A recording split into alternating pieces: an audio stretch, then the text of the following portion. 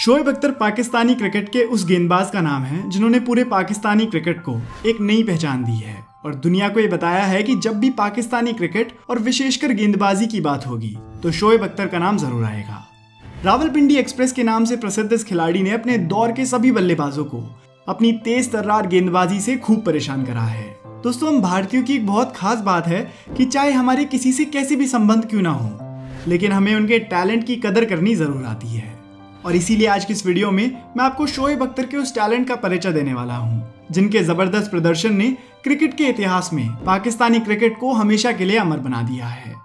तो दोस्तों, शोएब अख्तर का जन्म 13 अगस्त 1975 को रावलपिंडी नामक पंजाब के उस शहर में हुआ था जो पंजाब प्रोविंस ऑफ पाकिस्तान का हिस्सा है। आप में से बहुत से लोगों को ये बात पता होगी कि पाकिस्तान अपना स्वतंत्र दिवस 14 अगस्त को मनाता है और शोएब का जन्म 13 अगस्त को हुआ था। मतलब इस दिन घर का माहौल बहुत अलग ही था और इस बात में कोई शक नहीं है कि शोएब ने अपने देश के विकास में योगदान के रूप में बहुत कुछ किया भी है।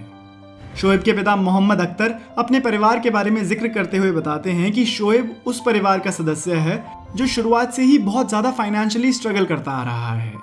आपको बता दूं कि शोएब की माँ का नाम हमीदा अवान है, जिनकी 5 संतानें हैं और इन बच्चों में शोएब चौथे नंबर पर आते हैं। अख्तर की मां हमीदा की शादी कच्ची उम्र में ही हो गई थी और जब शोएब के सबसे बड़े भाई आफरीदी का जन्म हुआ तब उनकी मां अपनी टीनेज ईयर्स में ही थी। शोएब के 3 बड़े भाइयों के अलावा उनकी एक छोटी बहन भी है।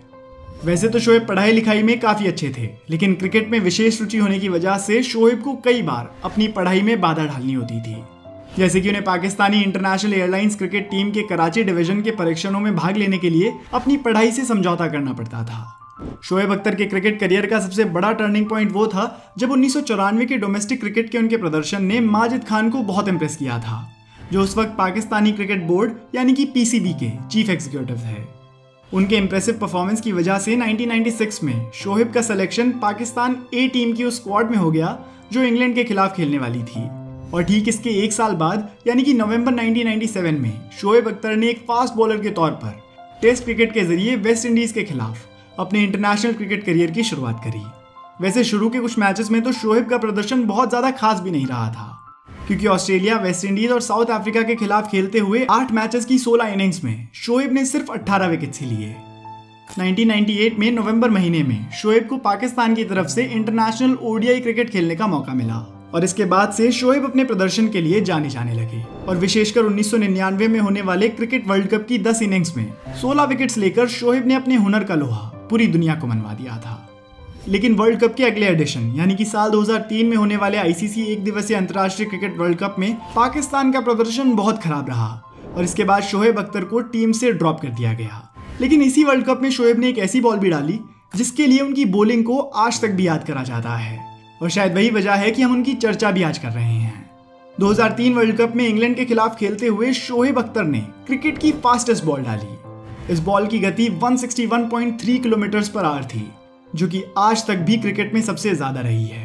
ये रिकॉर्ड आज तक भी कोई बॉलर नहीं तोड़ पाया है। इसी बीच शोएब अख्तर कुछ कंट्रोवर्सीज के भी शिकार हुए, लेकिन बाउंस बैक करते हुए साल 2005 में शोएब अख्तर ने एक तेज गेंदबाज के तौर पर अपनी प्रसिद्धि को वापस अर्जित किया और उसी साल इंग्लैंड के खिलाफ होने वाले 3 मैचेस की टेस्ट सीरीज में अख्तर ने बहुत ही कमाल का प्रदर्शन किया और उस सीरीज में सबसे ज्यादा विकेट लेने वाले गेंदबाज भी बने। उनके प्रदर्शन से प्रभावित होकर उस वक्त के इंग्लिश कैप्टन माइकल वॉगन ने कहा था कि दोनों टीम्स में जो सबसे बड़ा अंतर रहा वो था शोएब अख्तर। लेकिन फिर उसके बाद शोएब को काफी कठिनाइयों का सामना करना पड़ा। उनका प्रदर्शन खराब होता चला गया और कुछ रूल्स को वायलेट करने की वजह से उनके ऊपर 5 साल का बैन भी लगाया गया, पर फिर बाद में उस बैन की अवधि को घटा दिया गया। पर शोएब को बहुत बड़ी अमाउंट में जुर्माना भी भरना पड़ा था। बैन हटने के बाद शोएब को दोबारा पाकिस्तान की तरफ से खेलने का मौका मिला। उन्होंने Asia cup, T20 world cup और यहाँ तक कि 2011 में होने वाले ओडीआई वर्ल्ड कप में भी भाग लिया।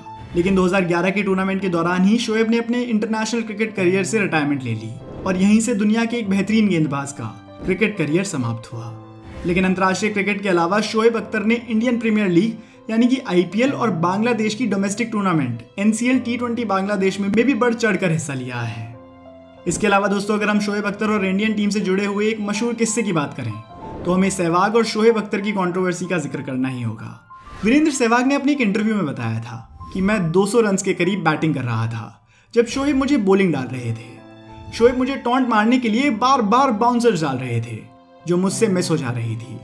तब शोएब अख्तर सहवाग के पास गए और उनकी स्लेजिंग करते हुए उनसे कुछ कहा, जिसके जवाब में सहवाग ने सचिन तेंदुलकर की तरफ इशारा करा जो उस वक्त नॉन स्ट्राइकर एंड पर थे, और कहा कि शोएब वो देख तेरा बाप खड़ा है, यही बॉल उसको डाल के दिखा। और जब शोएब अख्तर ने सचिन तेंदुलकर को ये बॉल डाली तो सचिन ने हवा में एक लंबा छक्का लगाया। और अंत में सहवाग ने शोएब अख्तर को कहा कि बेटा बेटा होता है और बाप बाप होता है। क्रिकेट करियर के अलावा भी शोएब अख्तर बहुत सारे विवादित मामलों की वजह से चर्चा में बने रहे।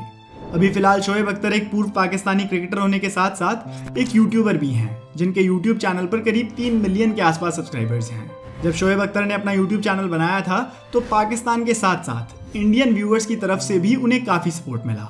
यूट्यूब के अलावा दूसरे सोशल मीडिया प्लेटफॉर्म जैसे कि ट्विटर और इंस्टाग्राम पर भी शोएब अख्तर बहुत ज़्यादा एक्टिव रहते हैं। भले ही शोएब अख्तर का क्रिकेट करियर दूसरे पाकिस्तानी खिलाड़ी जैसे कि शोएब मलिक या शाहिद अफरीदी जितना लंबा ना रहा हो, लेकिन आज भी जब पाकिस्तान के बेहतरीन खिलाड़ियों का जिक्र होगा तो उसमें शोएब अख्तर का नाम ज़रूर होगा। और दुनिया के सबसे बेहतरीन गेंदबाजों की लिस्ट में तो उन्होंने अपना नाम अंकित करवा ही दिया है। तो दोस्तों यही थी कहानी शोएब अख्तर की। अगर आपको वीडियो पसंद आई हो तो आप इस वीडियो को लाइक करके हमारा मनोबल बढ़ा सकते हैं। धन्यवाद।